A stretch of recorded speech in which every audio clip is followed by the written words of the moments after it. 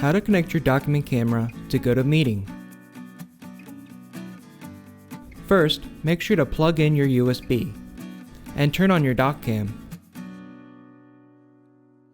Then, launch GoToMeeting and either join or start a meeting. Now inside GoToMeeting, locate your settings. Then, select your preferred doc cam under Webcam. And do the same for the microphone. Now you're ready to start your meeting. If, during a call, you need to change your doc cam, you can click on the setting icon in the top right, then choose the appropriate camera.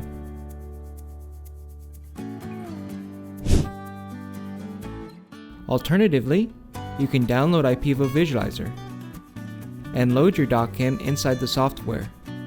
Then open GoToMeeting and locate the ScreenShare option. Choose to share your main screen. Now you can share Visualizer inside of a meeting. For more information, visit IPEVO.com.